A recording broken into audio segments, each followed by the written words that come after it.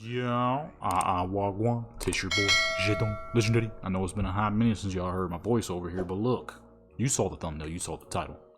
Field of view. Why is it important? When is it important?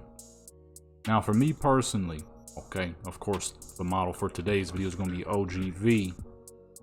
Me personally, it all comes down to what style are you looking to do for your said photo, okay? Now, typically, when people do photography, the three main subjects is always something living, which is usually not going to be very large. So, for this instance, we're going to say a human, a vehicle, typically car.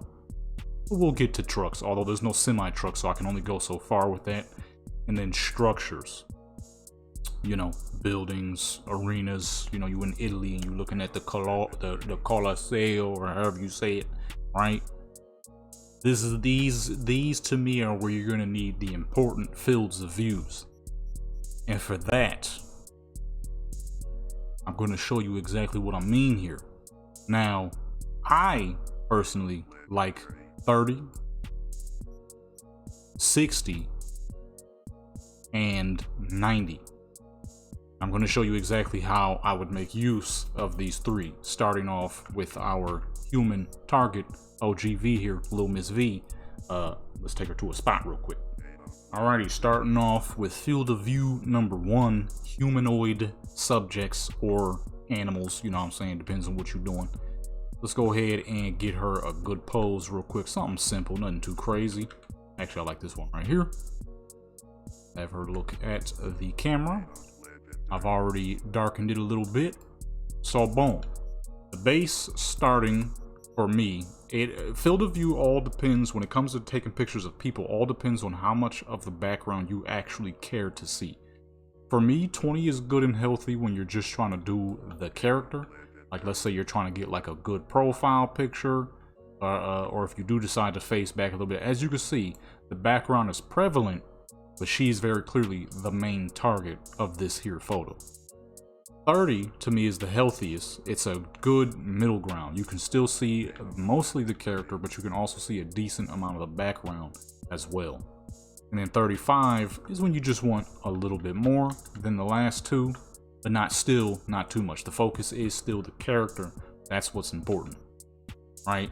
Now, when it comes to doing photos for people or characters, you can still do crazy zooms. For me, I like 60.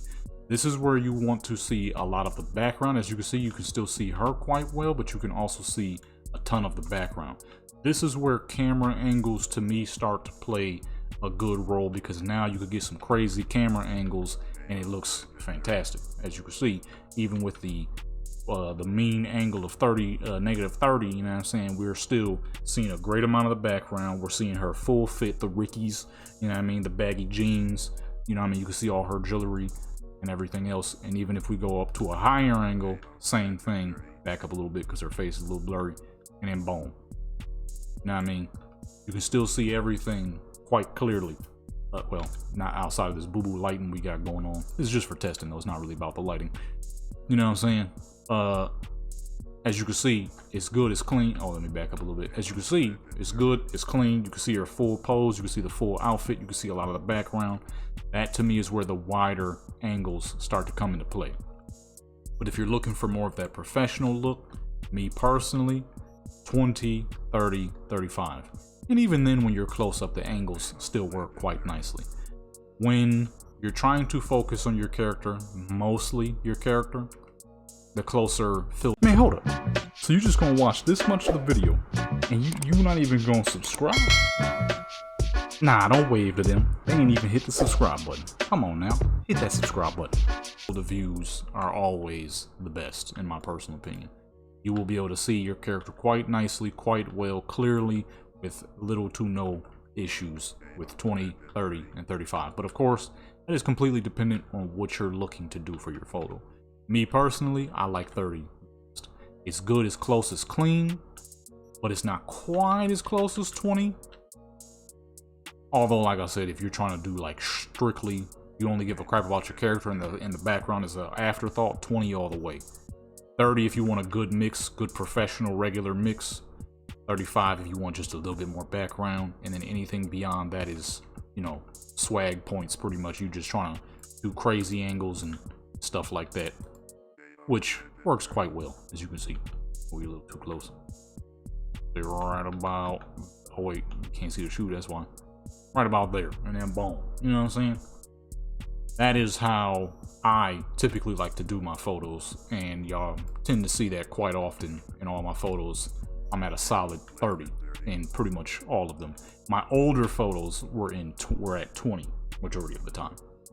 With that being said, let's move on to vehicles.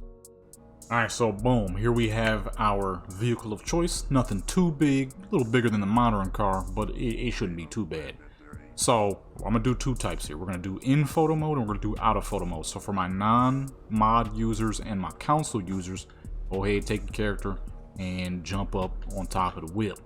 That way you get the central view of your entire vehicle.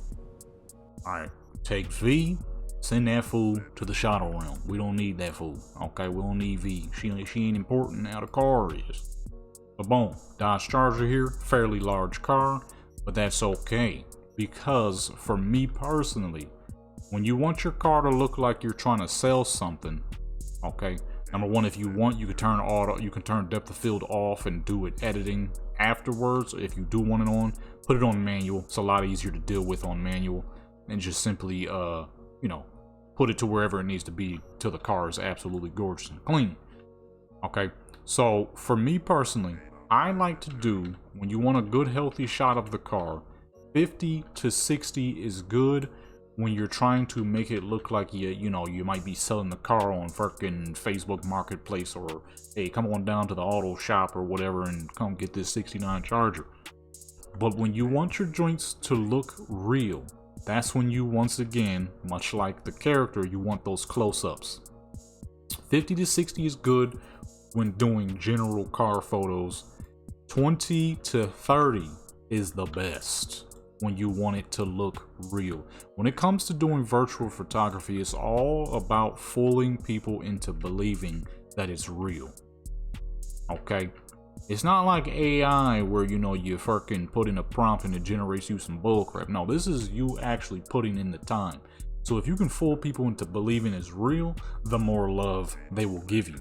This is also where the angles are also important. You can use some angles to get the crazy looks. Let's say you want to get a little high up on the car. Boom. Let's say you want to get a little low on the car. You know what I mean? Boom. Make sure you got the no clip on. If you don't know what the no clip is, that is full collision. Turn that off so you don't get stuck. It allows you to go underneath the ground with no issues. You know what I mean? And boom, what you see with the angles, we don't even have our graphics maxed out, and that looks pretty fucking good. You know what I mean? Matter of fact, I didn't even change the colors. We on base, and that looks pretty dang clean. You know what I'm saying? You darken them colors a little bit, and boom, it looks even more real. It's all about fooling people into believing that what they're looking at is real when it comes to virtual photography, and 20 to 30 gives you that. You ever notice when you're looking at high quality professional photography photos of cars, they're always, just go look at any photo of a car, modern, old school, doesn't matter, any car, and you'll notice that every photo is taken from far away. They are quite far away, and that is, it really gives you that quality look at the vehicle. You can see every bit of the detail when you're super zoomed in, and you want to see all that detail. The problem with 50 to 60, though it gives you a bit of realism as well, as you can see, there's less of the car, more of the background. When it comes to cars, it's too big. We don't give a crap about the background because the car is too big, okay? V in this game is probably like 5'4". This car is breaching 18 feet if I'm not mistaken. So you don't really want to see too much of the background because the background isn't important. As you can, as a matter of fact, as you can see, it kind of drowns the car out a little bit versus the character. When you're close up, you see nothing but the car. Full body view of the vehicle. When it comes to vehicles, you don't give a crap about what's in the background. The reason why it works with seeing the background when doing a character is because, like I just said, character is much smaller. Now let me show you what that looks like on a truck. We only got so many trucks in this game, so unfortunately no semi trucks. I can't really show you that. I might have to get on GTA or something.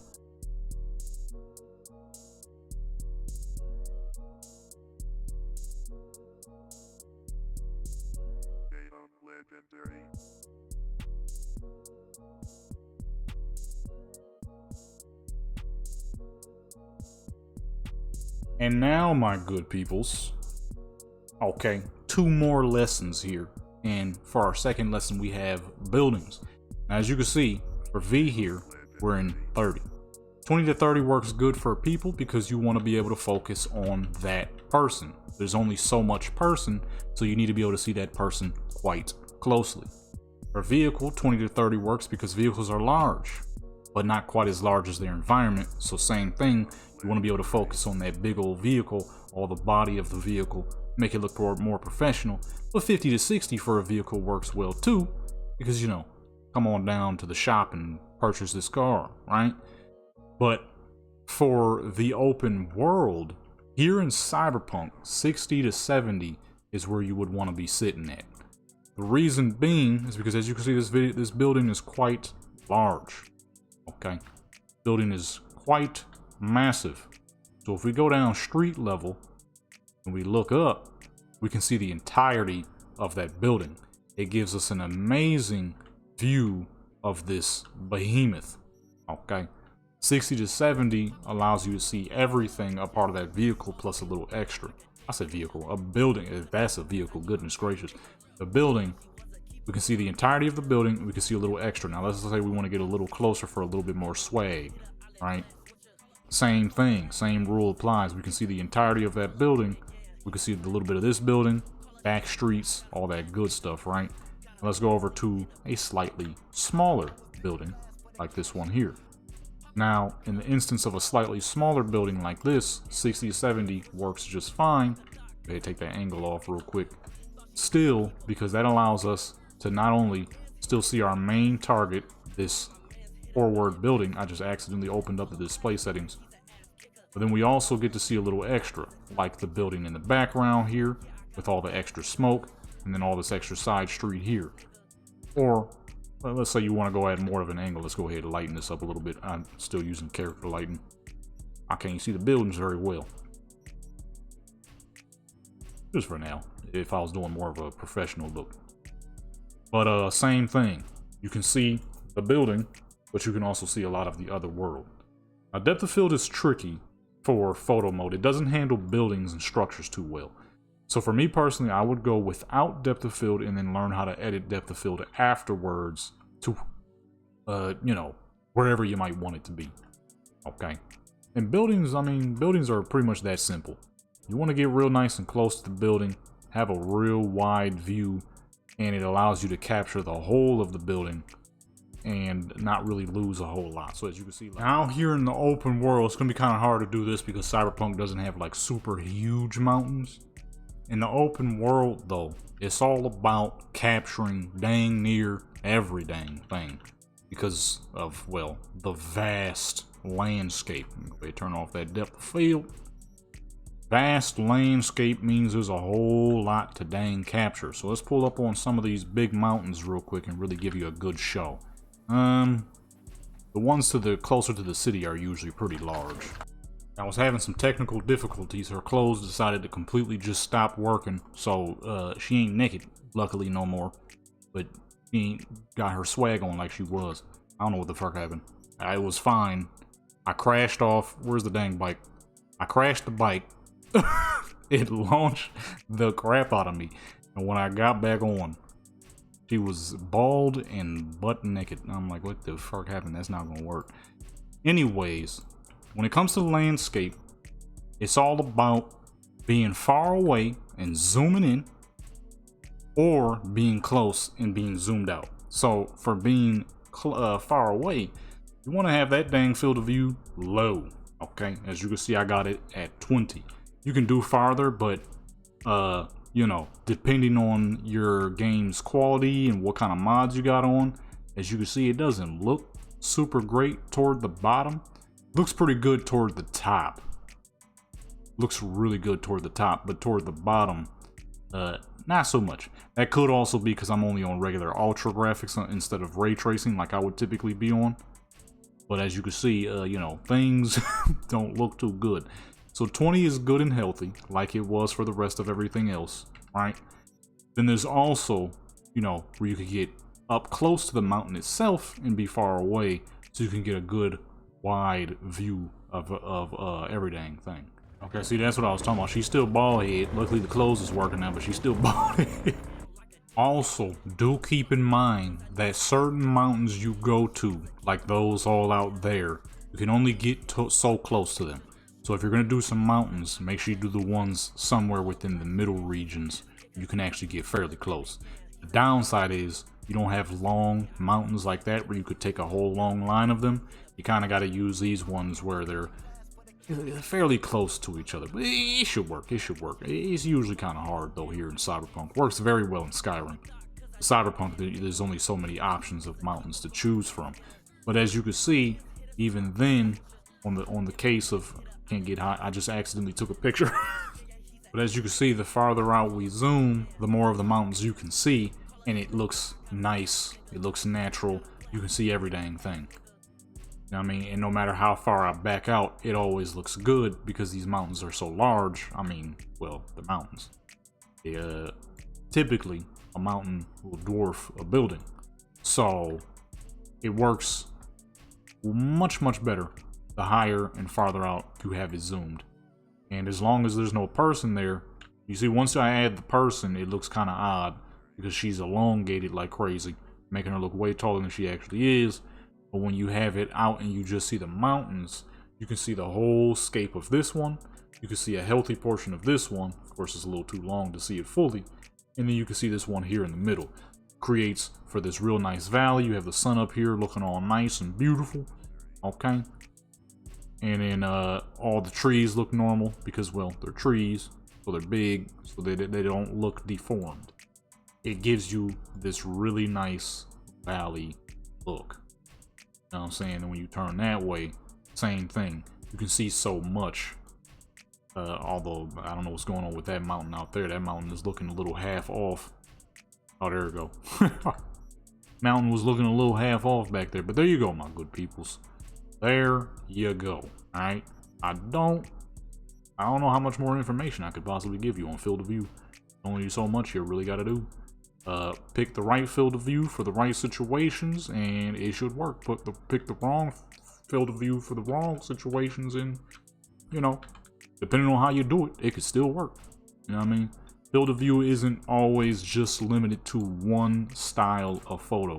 No matter, you know, what you might be looking for, a high field of view could still easily work for a character, as I showed y'all earlier. It could work for a car. Shoot, if you're looking to do close field of view because you want to make an edit of like a building, let's say you want to edit your character in that building looking down at the camera, you know, that works too. It all really depends on what you're trying to do. But for me, those field of views work best in those situations that I just showed you just now.